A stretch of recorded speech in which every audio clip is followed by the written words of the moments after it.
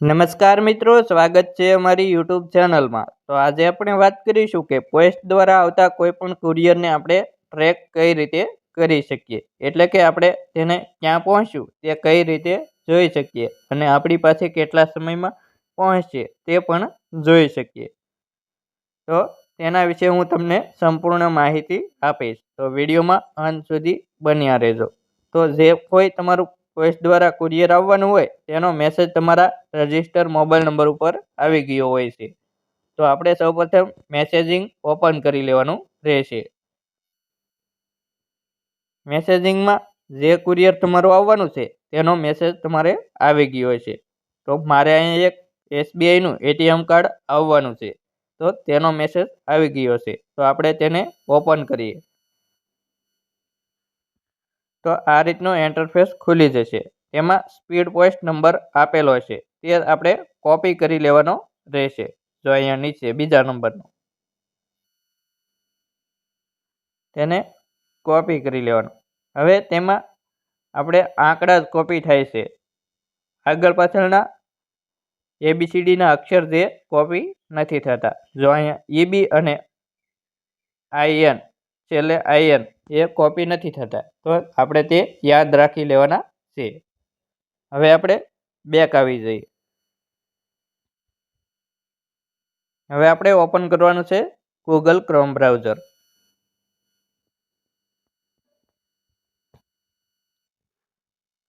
Google chrome browser open કર્યા પછી અહીંયા સર્ચ બારમાં સર્ચ કરવાનું છે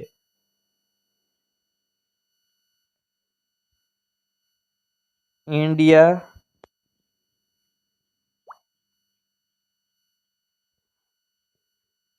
post.gov.in આ રીતનું લખીને તમારે સર્ચ કરી દેવાનું રહેશે।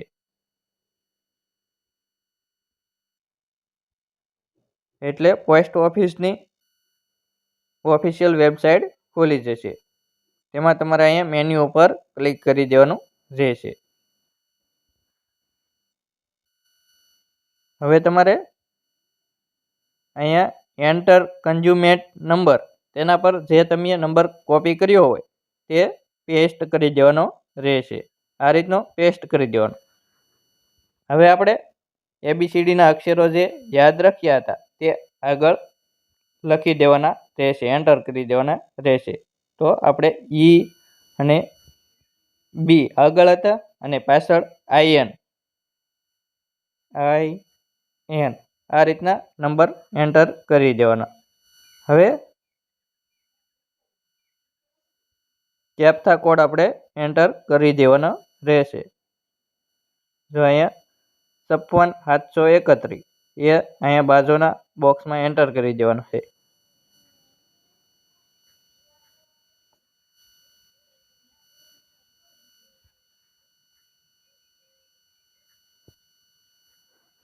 કેપ્ચા કોડ એન્ટર થઈ જાય પછી ટ્રેક નાવ અહીંયા તેના પર તમારે ક્લિક કરવાનું રહેશે। આપણે ટ્રેક નાવ પર ક્લિક કરીએ તો કેપ્ચા કોડમાં કોઈ ભૂલ પડી છે એટલે આપણે રીએન્ટર કરવા પડશે।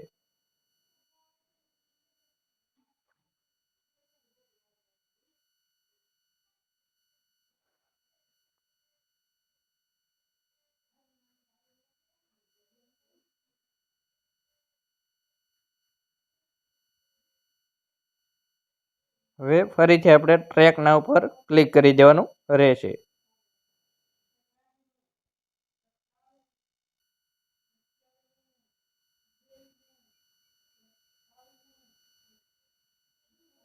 જો હજી આપણે ભૂલ પડી રહી છે તો ફરીથી એન્ટર કરી દઈએ આપણે।